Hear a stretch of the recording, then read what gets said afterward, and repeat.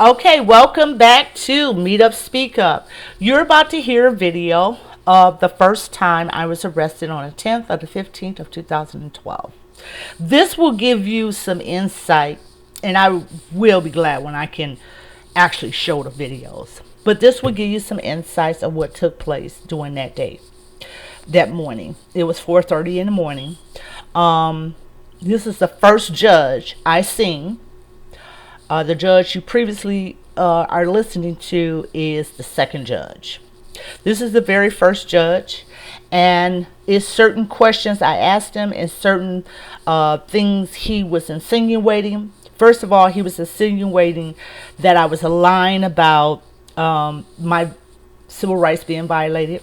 He insinuated that I did not live in Warren. That's the reason I had to spell out, actually quote out the address of my home and the street I lived on, because he was, and as you see the video, he's actually laughing. Like she's lying, she don't live in Warren. That's the facial structure he gave. And I was on my way to work that morning. That morning I was on my way to work. The incident occurred on 8 Mile and Adjourned, a little bit before you get to Adjourned. And what took place is that someone was behind me and they were speeding up real fast, almost about to hit me. So I was trying to get out the way of this person because I moved from lane to lane to lane. Finally, I moved close to the left lane and I was going to do a U-turn to get out this person's way. And I've been done like that before. I live in Warren. Warren, at the point in time of 2005 when I moved over here, was majority of Caucasians. Although I never really looked at that like that because I grew up in a kind of mixed area, you know, white, black, Chinese, Mexicans, Puerto Ricans, you know, Italians. You know, I grew up in that type of atmosphere. So moving to a Caucasian neighborhood didn't bother me, you know. And in my family, there's a mixture, so it really didn't never bother me.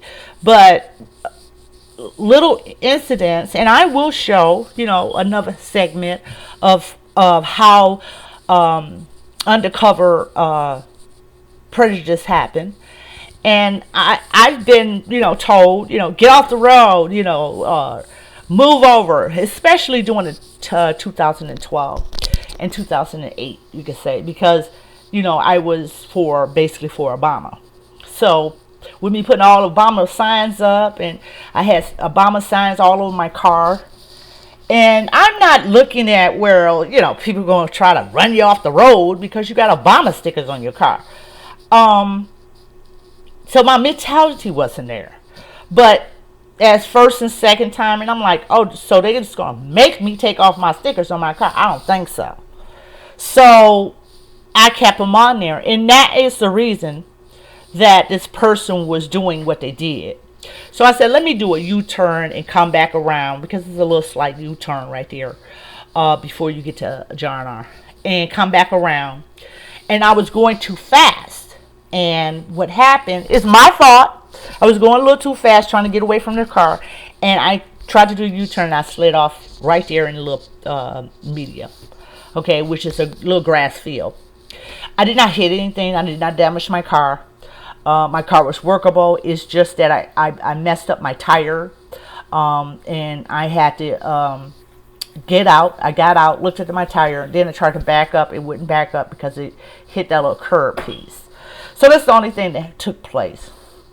Whereas the officer drove up on the scene, and I was trying to tell him what happened. Meanwhile, I was on my phone calling AAA. So I'm just telling you the part that took place while they was trying to say that I was intoxicated and all this stuff.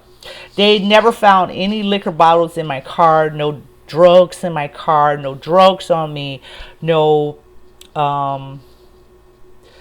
alcohol on me. This was from the gut or the instinct of one police officer. Not the first one that came to the scene, but the second one who came to the scene.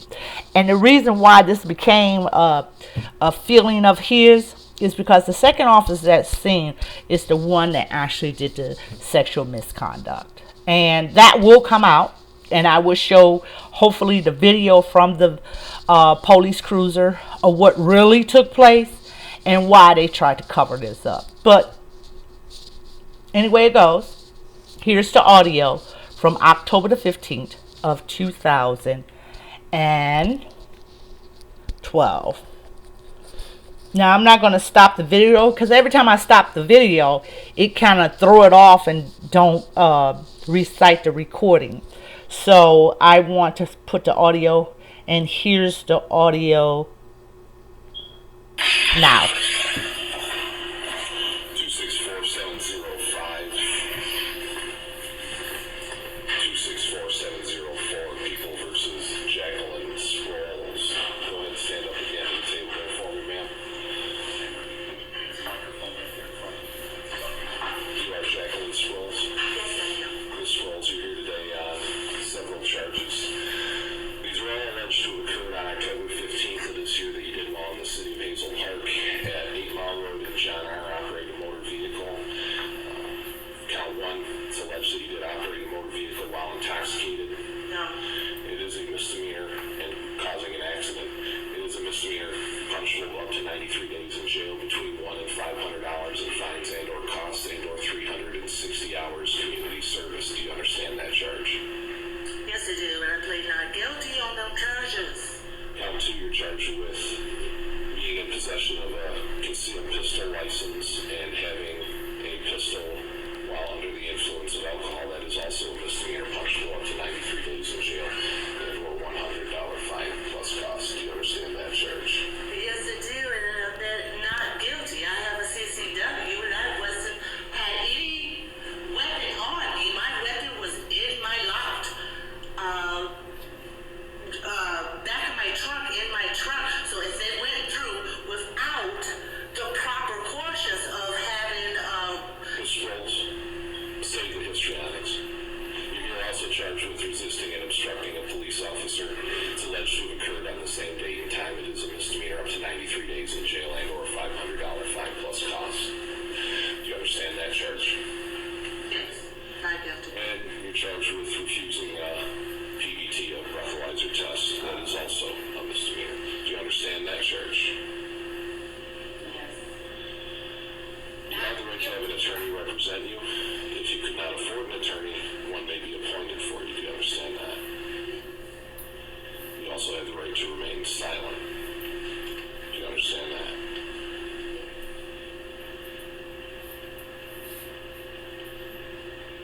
I will enter a not guilty plea on your behalf. Will you be hiring your own lawyer, or do you want a court-appointed lawyer? I want my own. Can you afford to hire your own lawyer? I'll enter a waiver of your right to a court-appointed attorney at this time. If you change your mind and you decide you do want a court-appointed, you need to let me know at least a few days before your next court date, which will be a pre-trial. It will be set. You will be notified of that with officers, I think. Your Honor, this rule also entirely the attorneys that very cooperative with the officers and the nursing staff at the hospital, and ensuring that people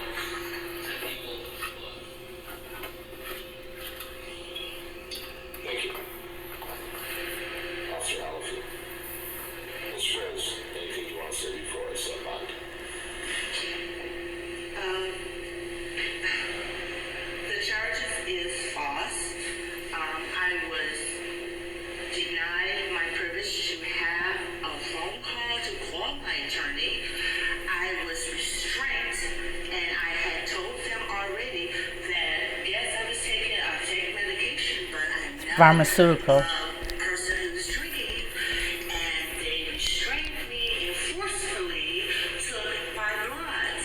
So, and they violated my rights without giving me an opportunity to have a phone call to anyone. So, Judge Patterson,